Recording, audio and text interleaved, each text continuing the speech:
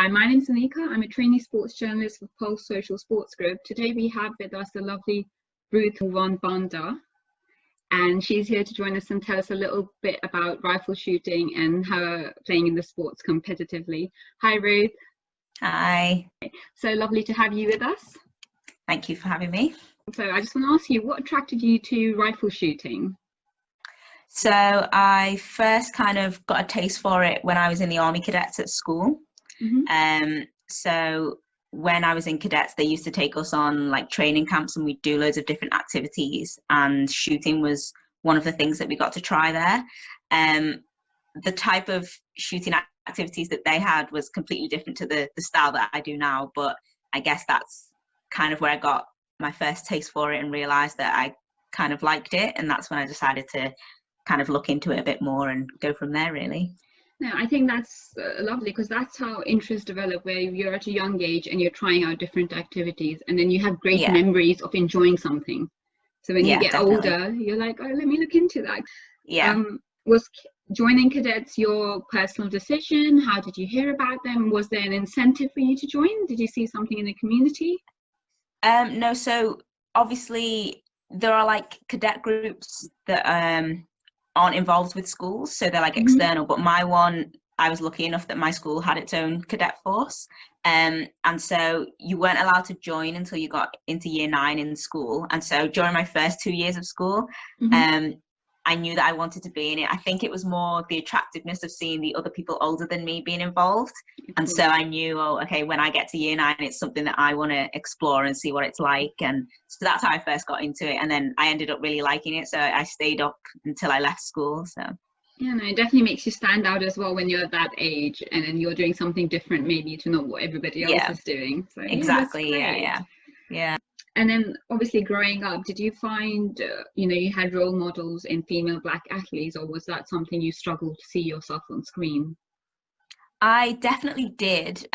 So since I've been a young woman, and I'd say throughout my like secondary school life, I really loved watching sports such as athletics and gymnastics. And so athletes in gymnastics such as Gabby Douglas from the States, and Simone Biles, and then also British athletes in track and field. So like Katharina Johnson-Thompson was a huge one of mine because she's also from Liverpool. So watching her it was awesome to see someone from the same city as me being involved in a high level of sport. But as much as I enjoyed watching these sports, I was not sporty at all in school. So it was more, I did see them as role models, but I guess back then it was more of just a dream, sort of like, oh, I wish I could be like them.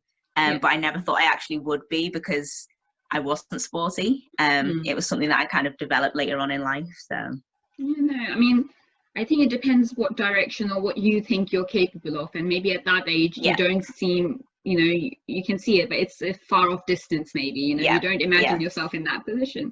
It's great, and it's actually nice to see that a lot of kids actually who aren't sporty in school do tend to get more active when they are, because sometimes you feel very judged when you're in school. I feel like peer pressure is obviously very high, so you don't have that kind of confidence, but once you leave that environment you try out more things and you're like, actually it's all possible. And how inclusive did you find the sports once you decided to pursue it professionally or trying to get to that level? Personally, I found that when I first kind of got competitive within the sport, everyone was very welcoming, and it is a sport where I've always found that there are people from like different walks of life. And the thing about it is, I think it is important to be in a sport that is welcoming, especially if you're new to it. You want to feel like you want to feel included, and that people are like welcoming you there. There's a space for you.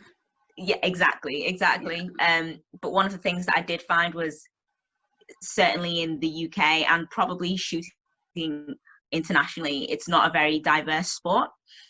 So there are countries that are particularly strong in shooting, but I'd say in the UK, especially when I first started competitively 2.5 years ago, I was the only Black shooter that you'd see on the competitive shooting scene, and it was a weird kind of I guess, you see diversity you stood out. You knew exactly. People can tell you from a distance you're not blending in, basically. That was it. Yeah. And it was so obvious to me. And even though there was that welcoming feeling, and there was never one point that I didn't feel welcomed, but it was always something that was I recognized that I was different, and it was obvious to me. So now, obviously, if you're in a more diverse group, if you're in a more diverse group, you feel like you fit in.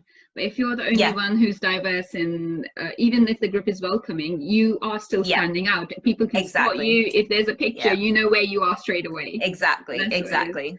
So I mean, it's nice to see that they were actually welcoming and they created a space for you, but I wish more young girls will actually start thinking they can do this and start joining, so you can actually fit in much more easily, rather than having that feeling of being watched, or almost, I don't know if you feel this, but do you feel like you're representing almost your community when you're going up there? Was there any sort of feeling like that? 100%. And I still do feel like that, because in the 2.5 years I have been competitive shooting, not much has changed. There still isn't much diversity, and so from the beginning, from day one, that is something that I have felt. I'm going there and I feel like I represent not just every Black person, but also like all ethnicities that aren't white. And I know that sounds awful, but when you are the only one, the only person of color there, then exactly. No, because I understand what you're feeling, because as a person of color myself, when I'm going or in certain situations, I do feel like I'm represented, like based on their interaction with me, they will have opinions about my race or my religion or anything like that. So I understand what you feel, because the pressure is then increased. So I'm glad you're going out there and putting yourself in this. It is a difficult situation, but I feel like you're prepared to face it. And hopefully going forward, are you going to keep making us proud, really? I can hope so. What steps can we take so that more women from BAME backgrounds can get opportunities and access to join facilities like these? Obviously, cadets, like you said, are available, and obviously I know growing up girls who did join cadets as well. But what more do you think we could do so that more girls realize their potential maybe earlier and can actually train themselves and realize these are careers that are feasible for us? I think I honestly think one of the best things for situations like this is to kind of go into schools more. I think it was last year or the year before, I was lucky enough to be invited back to my old secondary school just to talk to some of the years about shooting and how I got into it and all of that good stuff. And as soon as I came home, I had like 5 or 6 messages from students in like year 7 and year 8 who wanted to get involved. They wanted to know more about shooting. And I remember thinking, that's just one school that I've spoken to. Imagine if not just myself, but a group of people could go around to different schools, especially like BAME heavy schools, and speak to these kids about opportunities. Because I'm sure, I didn't even know that shooting was an Olympic sport until I got to a certain age. A lot of people don't. And I feel like that's one of the things that, I feel like if a kid knew, it might be something that they'd get interested in, and not just shooting, but lots of different sports, if they kind of had that exposure. And I do think that one of the most effective ways would be to go and speak to kids from a young age and let them know that these are opportunities that are available for you if you want to go down that route. Yeah, no, I definitely agree with you. And actually, in fact, sounds like a great idea, because a lot of organizations in London are trying to bridge the gap now and are trying to work towards creating more equal opportunities and giving BAME communities and the same kind of opportunities and head starts that people from privilege might have. And I certainly feel like this is a great idea, and hopefully they can do that. And wouldn't it be great if there was an organization such as this which you could become a member of, and then they could send you to these different schools and just keep the momentum going, so it's not just you but all other athletes that are in the same position as you. I hope actually someone listening does do that and just makes it go that way. What you're saying sounds so great, and it makes so much sense to me. I feel like, why hasn't this already been happening? So exactly, it's a great idea. do you feel there's a change in the tide in terms of the future? You know, are we finally seeing more representation, and what can we do to keep it moving in the right direction? I feel like we are, but I still feel like it's very slow progress. Obviously there are a lot of sports in the UK where there is a strong BAME representation, but there is still a lot where there aren't, like there isn't. And you know, I think especially I've noticed since, you know, the last 4 months, especially of lockdown, where we've had the whole Black Lives Matter movement has been amplified so much. And I've noticed that different sports kind of outlets have been focusing on diversity within sport. And so I think since things like that will help the progression and will help people of BAME communities get more involved in sport. But I think it's something that needs to carry on. It's not something that just because that movement kind of happened recently, it shouldn't now kind of fizzle into the background, because it's like, okay, great, we've recognized now that there needs to be more inclusion, but it's one thing to just recognize it, but obviously it's something that we have to change, or we plan to change. So there should be rules and implementations that should be put into place to take that action further and reflect that in our organizations, sports organizations. From something you actually just said, it's coming to my head that we tend to see people of color and associate them with certain sports. You know, we think runners, like for example black athletes, we think of runners straight away, and then there's certain sports where we just don't have that visual, we don't relate them, whereas there's nothing restricting us to join any sports, but the way we've been represented. Literally from what you were saying, it came into my head that, hold on, I associate people of color with certain sports and I can't imagine them playing in other sports, and why did my brain go that way? So it's very true. So true. It's so true. So hopefully it's definitely true. Yeah, I think Black Lives Matter really does need to help us. Obviously, you know, it's not just one issue, it's a variety of issues, but one of the ways is a representation, definitely. And I hope going forward, and especially with young black people and people of color, being much more self-aware of what's happening, and you know, they can now understand, okay, we are the ones who have to take this forward. You know, we can't sit around waiting for them to hand an opportunity to us. We have to take that step forward and grab that. So hopefully they realize it doesn't matter if no one's done that before, there's a first for everything, and you have to go and join and make that start somehow. So I hope that's the direction we do keep going. Even, you know, someone like me and someone like you, we want that to be fast, we want that to be continuous. But I think as long as it's happening, I will be happy that at least it's moving. I just don't want it to stop, you know. Same. That's the thing. No, same. So your degree is in the medical field, and obviously you made the physical activity a vital part of your life. Even growing up, like you said, cadets, it definitely makes you more physically active than if you chose not to join. How strong do you feel is the connection between the two in terms of a healthy lifestyle? Women in particular from BAME communities, we tend to exercise much less than compared to women from different backgrounds, privileged backgrounds, or compared to men in general, women exercise less, but then BAME women do even less exercise, you know.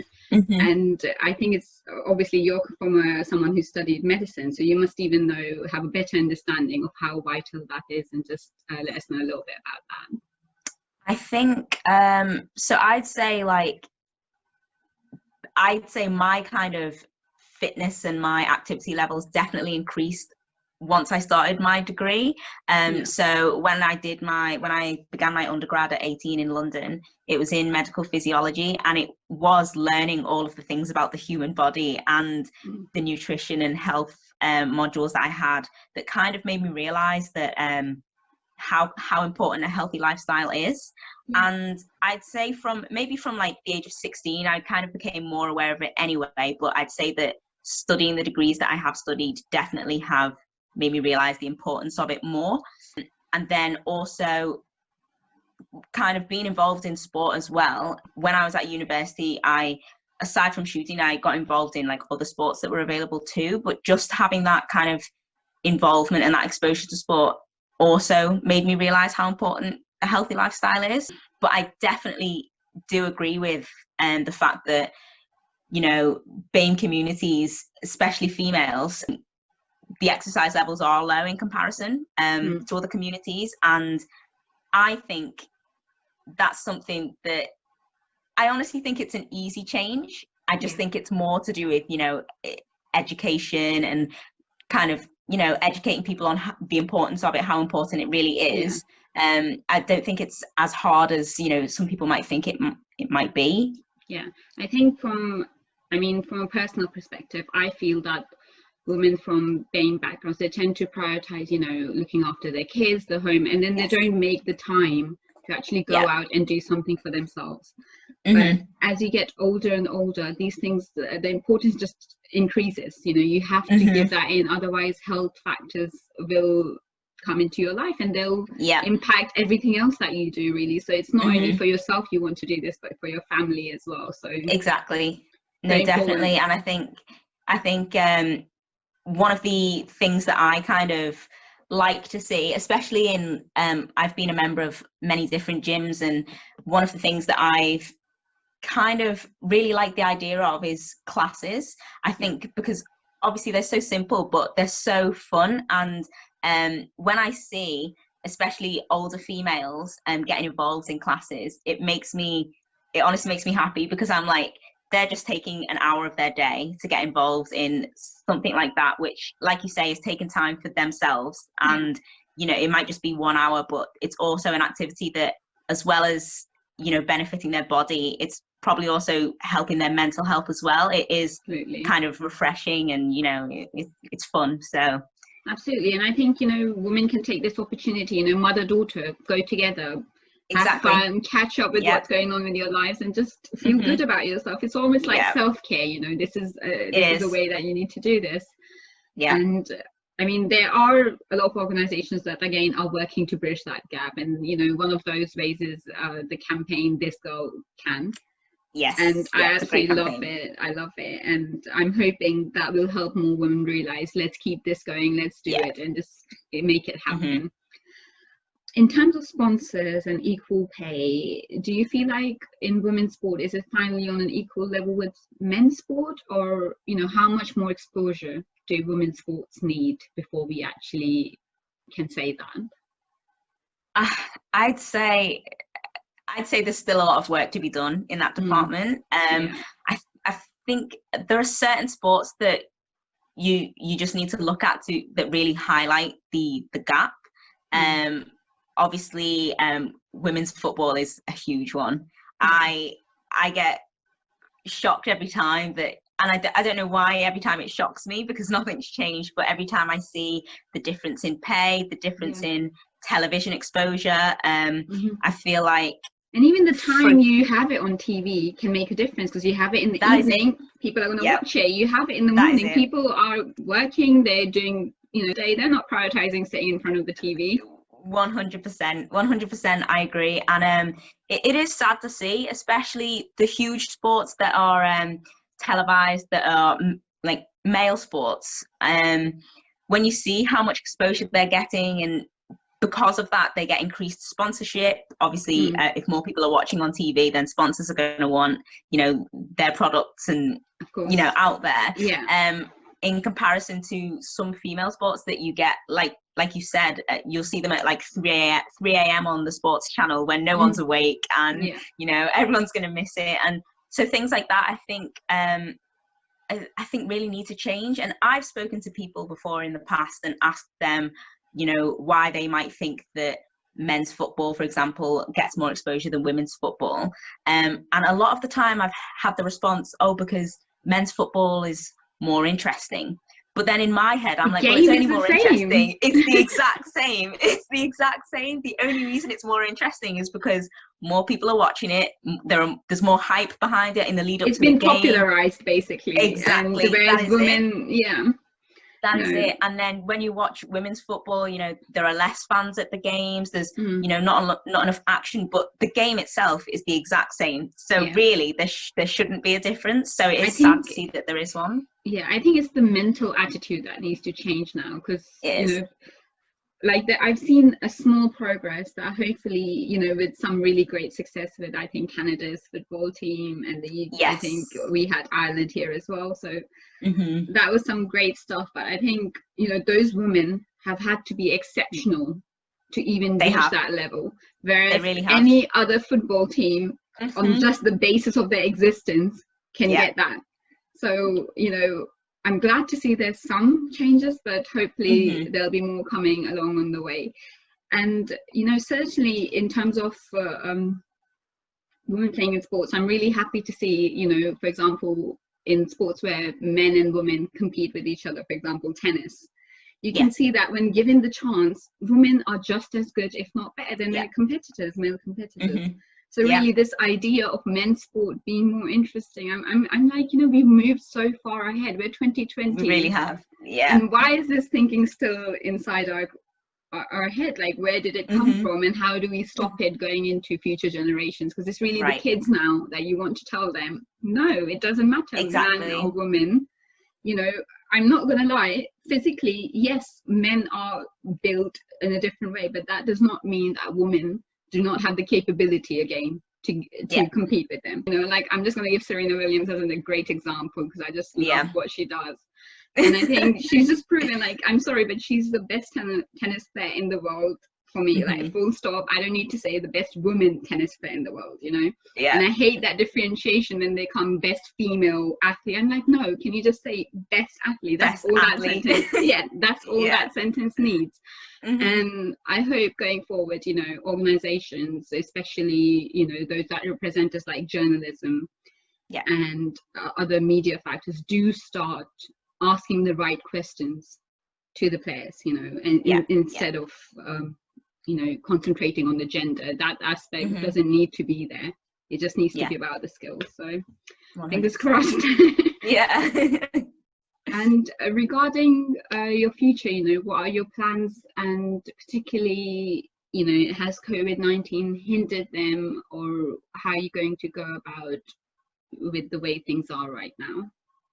I think so COVID definitely kind of put a spanner in the works for my competition season. I had quite a few international competitions planned for this summer that all got cancelled, and even my competitions for the rest of the year have been cancelled. So it's kind of like I'm going to have a year off competing, which is going to be super weird for me. It's just going to be a lot of training. I only just started training again at the range a couple of weeks ago. So basically for the last 4 or 5 months, I've just been not doing much, you know, sitting indoors. I haven't been able to shoot. So it's been weird in that sense. It's definitely been affected, but I guess I'll have to wait until next year to see how much it's affected my competition performance. Hopefully not a lot, but then I also, so I go back to uni in September. I'm starting a new degree, and I think that's going to be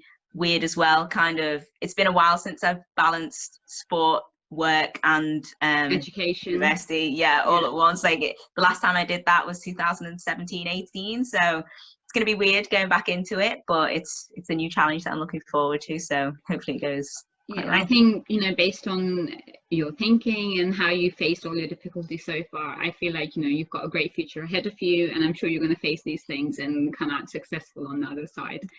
And I'm looking forward to seeing amazing things from you, basically.